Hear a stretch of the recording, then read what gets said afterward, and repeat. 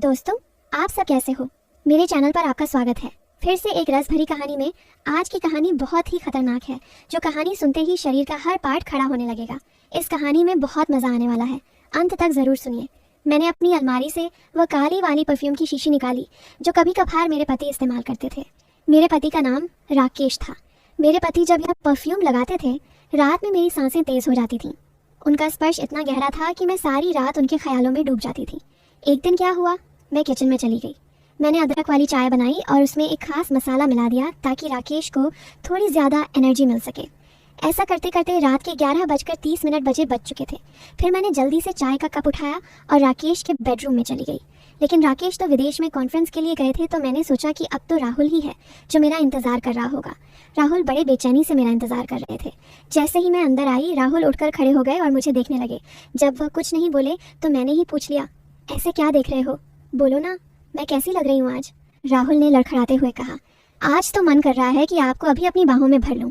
मैंने हंसते हुए उसे चाय का कप थमा दिया और कहा, बाहों में भरने की ज़रूरत नहीं है, बस तुम ये पी लो। राहुल ने झट से कप लिया और घूंट घूंट में चाय खत्म कर दी। चाय पीते ही कुछ ही मिनट बाद उसने मेरी कलाई पकड़ ली और अपनी तरफ धीरे से खींच लिया। उसके बाद अपनी वो नज़रें मेरी आंखों में गाड़ दी। बाप रे, क्या क्या बताएं दोस्तों, राहुल ने कैसे कैसे मेरी सारी इच्छाओं को जगाया। अगर आपको भी पूरी डिटेल जाननी है तो पहले कहानी को लाइक करें। प्लीज़ लाइक कर दो ना, प्लीज़ सब्सक्राइब भी। तो चलिए आपको जल्दी से शुरू से कहानी सुनाती हूँ। मेरा नाम रिया है। मेरी उम्र 32 साल है, लेकिन मैं अभी भी पूरी तरह जवान लगती हूँ। किसी भी लड़के को एक नज़र में अपनी ओर आकर्षित कर लूँ, दिल तो हमेशा 22 का ही रहता है। जब मैं साड़ी पहनती हूँ तो जैसे सब कुछ मोहक लगता है। मेरी निखरी त्वचा पर जब लाइट पड़ती है तो लगता है मानो मैं कोई अप्सरा हूँ। अब बात करते हैं मेरे 26 साल के देवर की, जो अब मेरा हो चुका है। उसकी मासूमियत और जोश ने मेरे अंदर आग लगा दी है। जब वह मेरी तरफ देखता है तो उसकी आंखों में वह लाल सा साफ दिखती है, जैसे वह किसी मीठे ख्वाब को जी रहा हो। कभी वह मुझसे कहता है, भाभी आज आप तो जान लेने वाली लग रही हो। इसीलिए मेरे पति कभी कभी काम से जल्दी आकर मुझे चुपके से जकड़ लेते हैं। हम शहर में रहते हैं क्योंकि मेरे पति मल्टीनेशनल कंपनी में बड़े पद पर काम करते हैं। मेरी 6 साल की एक बेटी भी है, इसलिए मेरी बॉडी भी अब और आकर्षक हो गई है। पति को अपना फर्ज समझकर रोज उनकी देखभाल करती थी। भले ही हमारी शादी को 8 साल हो चुके थे, लेकिन मेरे पति अभी तक मुझे बहुत लाड प्यार से संभालते थे। अच्छा से मेरा मतलब है, हर हिस्से को छू छू कर मोहब्बत करते थे। वैसे आमतौर पर उनका अंदाज ही ऐसा था, लेकिन मैं हमेशा साफ सफाई रखती थी और कभी कभार परफ्यूम भी लगा लिया करती थी। दोस्तों, आपको मेरे से बात करना है तो इस वीडियो को लाइक करो और चैनल को सब्सक्राइब करो। और हाँ दोस्तों, जो जो सब्सक्राइब करेगा उससे मैं अपना नंबर भेज दूंगा, तो जल्दी से सब्सक्राइब कर लो। पिछले महीने कुछ ऐसा हुआ जिसका हमें कभी अंदाज़ा भी नहीं था। शाम को मेरे पति राकेश घर लौट रहे थे। उनकी ऑफिस में एक बड़ी मीटिंग थी, इसीलिए सबने उन्हें बहुत बिजी रखा था और वह कार से घर आ रहे थे। आते वक्त उनकी कार का एक्सीडेंट हो गया। इस हादसे में उनकी रीढ़ में चोट लग गई और डॉक्टर ने कहा कि ठीक होने में कम से कम 10 से 11 महीने लगेंगे। यह सुनकर मेरा दिल बैठ गया। राकेश का दर्द भले ही शारीरिक था, लेकिन मेरे मन में एक गहरी व्याकुलता भर आई। जब मैंने उन्हें अस्पताल में देखा, उनकी आंखों में तकलीफ साफ दिख रही थी। मैंने तुरंत उनके पास जाकर उनका हाथ पकड़ लिया। इसी वजह से मेरी ननद और मेरा देवर उनकी देखभाल के लिए आए थे। मेरे सास ससुर तो वापस चले गए, लेकिन राकेश ने देवर जी को यहाँ रुकने को कहा क्योंकि वह ठीक से उठ भी नहीं पा रहे थे। मुझे ही बाजार से सामान लाना और बाहर के काम करने पड़ते थे। मैं मान गई और बहुत खुश हो गई। देवर जी मेरे कद के बराबर ही आते थे, बॉडी भी फिट थी और चेहरा भी गोरा था। वह ज्यादा शरारती टाइप का लड़का नहीं लग रहा था और मैं भी खुश थी कि कोई तो आया जो मेरी मदद कर सके। आज वह मुझसे थोड़ा थोड़ा झिझक रहा था क्योंकि वह शादी के बाद पहली बार मेरे साथ इतने क्लोज था। रात को जब मैं राकेश को दवा दे रही थी, तब मेरा देवर भी हमारे पास बैठा था और फिर अपने कमरे में जाकर समय पर सो गया था। राकेश के चेहरे पर थोड़ी सुकून की लकीर थी, लेकिन वह अभी भी पीड़ा में था। तभी मेरी सारी फीलिंग्स बाहर निकल आई। मैंने राकेश के पास बैठकर कहा, वह भी क्या दिन थे जब आप रोज मुझे छूते और अपनी गर्मी से भर देते थे।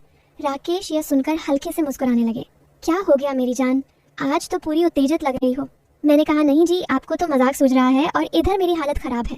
सच बताऊं तो इसने मेरा बुरा हाल कर रखा है। मेरे पति बोले, मैं तुम्हारा दर्द समझता हूँ रिया, मेरा भी बहुत मन करता है, लेकिन क्या करूँ, मैं तो ठीक से मूव भी नहीं कर सकता। बस थोड़े दिन और सब्र कर लो, फिर देखना मैं इस तुम्हारे कमल का क्या हाल करता हूँ। तभी मैंने कहा, थोड़े दिन नहीं, पूरे 11 महीने बाकी हैं ठीक होने में, और मेरा तो 1 महीने में ही ये हाल हो गया। पता नहीं आगे के दिन कैसे कटेंगे। मेरे पति मेरी उदासी मिटाने के लिए बोले, चलो वह नहीं तो कम से कम चाय ही पिला दो, डॉक्टर ने भी कहा है। तभी मैंने हंसते हुए कहा, आपके नसीब में तो वह भी नहीं है क्योंकि आपकी बिटिया ने पी लिया है। हम दोनों ज़ोर ज़ोर से हंसने लगे। मेरे पति मुझे खुश रखने की पूरी कोशिश करते थे, लेकिन मैं क्या करूं? सब बेकार था। थोड़ी देर बाद राकेश सो गया क्योंकि उनकी दवाइयों में नींद की गोलियां भी थीं, लेकिन मुझे नींद कहाँ आ रही थी। इसीलिए मैं खड़ी होकर देवर जी को देखने चली गई कि वह सोया है या नहीं, लेकिन वह अब भी जाग रहा था और मोबाइल देख रहा था। मैंने उसके कमरे में जाकर कहा, हुआ राहुल, 12:30 बज चुके हैं और तुम अभी तक नहीं सोए? लगता है तुम्हारे मन नहीं लग रहा है। वह उठकर बैठ गया और बोला, नहीं भाभी, ऐसी बात नहीं है, बस यूं ही फ़ोन देखते देर हो गई। फिर उसने पूछा, भाभी आप भी तो नहीं सोई? मैंने कहा, मुझे तो आजकल नींद ही नहीं आती। राहुल ने पूछा, क्यों, क्या बात हो गई? मैंने हंसते हुए कहा, नहीं वो मैं तुम्हें नहीं बता सकती, जब तुम्हारी शादी होगी तो तुम्हें खुद ही पता चल जाएगा। मेरे मुंह से ऐसा सुनते ही राहुल ने अपनी नज़रें नीचे कर लीं और अंदर ही अंदर मुस्कुराने लगा। तभी मैंने कहा, अरे तुम तो इतनी सी बात पर शर्मा गए। अच्छा बताओ, अभी तक कोई लड़की पसंद की है या नहीं? राहुल कुछ नहीं बोला, उसे अभी भी संकोच था। तभी मैंने उसका हाथ पकड़ा और कहा, अरे पागल, अपनी भाभी से इतना मत शर्माओ। वह धीरे से बोला, भाभी सच बताऊं तो ऐसी बातें मैंने अभी तक अपने दोस्तों से भी नहीं की हैं। मैंने कहा, अच्छा तुम मुझे अपना दोस्त ही समझ लो ना, क्योंकि मुझे ऐसी बातें करने में बहुत मज़ा आता है। राहुल ने कहा, हाँ भाभी, एक थी, लेकिन उसने मेरे से बातें बंद कर दी हैं। मैंने पूछा, तुमने लड़ाई तो कर दी होगी ना? राहुल बोला, नहीं भाभी, सच बताऊं तो मैंने उसे ठीक से छुआ भी नहीं था। मैंने मुंह बनाते हुए कहा, तुम तो बड़े भोले हो। चलो कोई बात नहीं, अब तुम मेरे पास आ गए हो तो मैं तुम्हें अपना प्यार देकर बड़ा कर दूंगी। मैं बातें करते करते राहुल के कमरे में ही गई थी। सुबह जब मेरी आंखें खुली तो राहुल बेड पर बैठा हुआ मुझे ही देख रहा था। मेरे उठते ही राहुल ने मुझे गुड मॉर्निंग बोला। जब मैंने पूछा, क्या देख रहे हो, तो वह बोला, भाभी आप सच में बहुत खूबसूरत हो। वह हम मुस्कुराते हुए बोला, अच्छा तब तुम सुबह सुबह आकर्षण का मज़ा ले रहे हो और रात को तो बड़े शर्मा रहे थे। वो मुस्कुरा के पूछने लगा, भाभी आप बुरा ना मानो तो एक बात पूछ सकता हूँ? मैंने कहा, अरे पागल, मैं क्यों बुरा मानूंगी, पूछो क्या पूछना है उसने। मुझसे कहने लगा, भाभी सच सच बताना, आप जो इतने भारी भरकम ये गोलियां लिए घूमती हो, आपको भारी नहीं लगता क्या? उसकी अब बात सुनकर मेरी हंसी छूट गई। इसके बाद राहुल मुझसे काफ़ी खुल गया था और अब वह मुझसे ज़्यादा शर्म नहीं करता था। इससे मैं भी बहुत खुश थी क्योंकि अब मेरा भी समय अच्छे से बीतने लगा था। राहुल को आए हुए 20 दिन बीत चुके थे और वह मुझसे काफ़ी खुल मिला गया था। वो बाहर के सारे काम कर देता, बाजार से सामान ले आता और अपने भैया को भी सहारा देता। मेरी तो बहुत सेवा करने लगा था। शाम को मेरा सिर भी दबा देता और कभी कभी मेरे शरीर को भी सुकून देता। लेकिन मेरी चाहत दिनों दिन बढ़ रही थी और मैं मेरे पति की हालत अब भी वैसी ही थी। अब सब कुछ मेरी बर्दाश्त के बाहर हो चुका था। मैंने सोचा कि अब तो राहुल ही है जो मेरी मदद कर सकता है। वैसे मेरे मोहल्ले में भी 3 लड़के रहते थे जो यूनिवर्सिटी जाते थे। वे भी मुझे देखते थे। जब भी मैं छत पर कपड़े सुखाने जाती तो वे मुझे ही देखते और पहले तो मैंने सोचा कि उनमें से एक को सहारा ले लूं ताकि कुछ दिन काम चल जाए।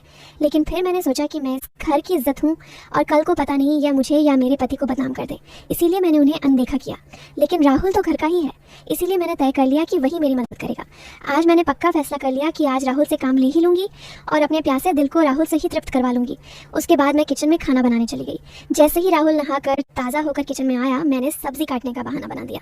मैं किचन में ही साड़ी का पल्लू नीचे करके काम कर रही थी। मेरी बेटी अभी नानी के घर गई हुई थी क्योंकि घर में उसे देखने वाला कोई नहीं था, इसलिए अब बाकी का काम खुद करना पड़ता था और घर में मेरे पति और राहुल के अलावा कोई नहीं था, तो मुझे डर भी नहीं था। जैसे ही राहुल अंदर आया, वह मुझे देखकर एकदम हैरान हो गया और कहने लगा, सॉरी भाभी, मुझे माफ़ कर दो। मैंने देखा नहीं और बाहर जाने लगा। तभी मैंने उसे रोक लिया। अरे राहुल, क्या हुआ? कोई बात नहीं, अंदर आ जाओ। राहुल बोला, भाभी ऐसे मैं अंदर कैसे आऊँ? मैं कहा, ऐसे वैसे मत करो और जल्दी से आकर मेरी मदद करो। राहुल का मन भी कर रहा था, लेकिन मैं उसकी भाभी थी, इसीलिए वह थोड़ा हिचक रहा था। फिर अब मैंने उसे कहा। धीरे धीरे राहुल किचन में आ गया और पास आकर खड़ा हो गया। वह मुझे देखता ही रह गया। तभी मैंने कहा, ऐसे क्या घूर रहे हो, क्या तुमने आज तक नहीं देखा? वह बोला, माँ कसम भाभी, मैं आपको बता नहीं सकता कि मुझे कैसा लग रहा है। बहुत ही कमाल है भाभी। मैंने कहा, तारीफें करना छोड़ो और यहाँ मेरी मदद करो। तभी राहुल बोला, भाभी मुझे नहीं पता कैसे करना है। तो मैंने कहा, अरे बेवकूफ़, इसमें कुछ नहीं करना, ये लो पकड़ो और बस धीरे धीरे सहलाओ। थोड़ी देर बाद जब राहुल के हाथ नरम होने लगे तो मैंने सोचा कि अब मेरा आगे झुककर सही से काम करने का समय है। मैं आगे झुकी और राहुल ने पीछे से मेरी मदद करने लगा। लेकिन कुछ देर में ही राहुल का मन शांत हो गया तो देखा कि राहुल का काम तो पहले से ही पूरा है। उसे देखकर अब मेरा मन बहुत उदास हुआ, लेकिन फिर भी मेरी हंसी निकल ही पड़ी। मैंने नाराज़गी से राहुल को हल्का धक्का मारते हुए कहा, यह क्या किया बेवकूफ़, तुमने तो शुरू होने से पहले ही पूरा कर दिया। इसके बाद जैसे ही राहुल का उत्साह ठंडा हुआ, उसने हड़बड़ाते हुए कहा, सॉरी भाभी, सॉरी, वो मैंने ऐसा कभी नहीं किया, इसलिए मुझसे ऐसा हो गया। मैं अभी जाकर साफ करके आता हूँ। उसे चला गया। मैंने भी उसे ज़्यादा नहीं रोका क्योंकि मैं समझ चुकी थी कि यह उसके लिए इतना आसान नहीं होगा। इस चक्कर में आज खाना भी लेट हो गया था, इसीलिए मैंने जल्दी से खाना तैयार किया और राकेश को कमरे में देने के लिए चली गई। वह अब भी बैठे बैठे खाने का इंतज़ार कर रहे थे। राकेश बिल्कुल सीधे साधे और नरम दिल वाले आदमी हैं। वह मेरी बहुत चिंता करते हैं। जब मैं उनके लिए खाना लेकर गई तो पूरा पसीने से तर हुई थी। मुझे देखकर वह बोले, इतनी जल्दबाजी क्यों करती हो रिया, धीरे धीरे काम कर लिया करो ना, देखो तुमने अपना क्या हाल बना लिया है। तब मैंने उन्हें छेड़ते हुए कहा, यह तो कुछ भी नहीं है। जब तुम काम करते हो तो मेरा इससे भी ज़्यादा बुरा हाल हो जाता है, और तब तो मैं तुम्हें रुकने के लिए भी कहती हूँ, लेकिन तुम तो हाँ कहकर स्पीड बढ़ा देते हो। मेरे मुंह से ऐसा सुनकर मेरे पति मुस्कुराने लगे।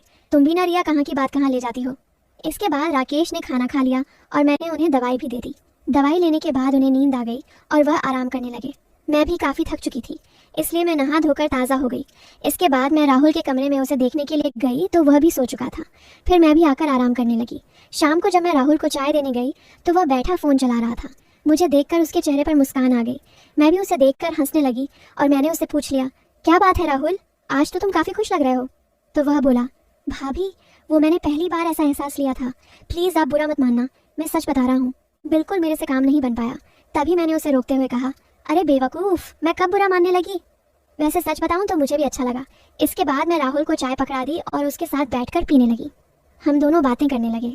आज राहुल के मुंह से मेरे लिए तो तारीफें ही बरस रही थी। वह बस मेरी प्रशंसा ही करता जा रहा था। भाभी आप बहुत स्पेशल हो। मैं तो सोच रहा हूँ कि ज़िंदगी भर आपके साथ ही रहूँ। इन 20 दिनों में मुझे जन्नत जैसा लग रहा है, और ऊपर से आपकी खूबसूरती। मैंने मुस्कुराते हुए कहा, आज तो तुम्हारे मुंह से सिर्फ तारीफें ही निकल रही हैं।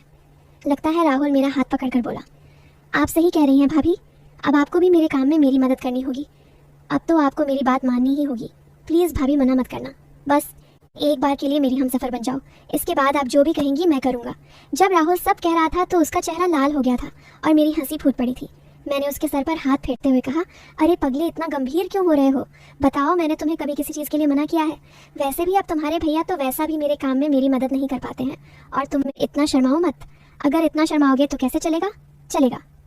इतना कहने के बाद मैं बोली, आगे से अब तुम्हारे साथ ही सोऊंगी, बस तुम मेरा ख्याल अच्छे से रखना। दोस्तों, कैसी लगी आपको रस भरी कहानी? अगर अच्छी लगी हो तो कमेंट में ज़रूर बताएं, और साथ ही साथ इस चैनल को भी सब्सक्राइब कर दें ताकि मैं इससे भी और ज़बरदस्त कहानियाँ आपके साथ शेयर कर सकूँ। और प्लीज़ लाइक करना नहीं भूलना। आप सब जानो। धन्यवाद। वेट करें इसके आगे वाले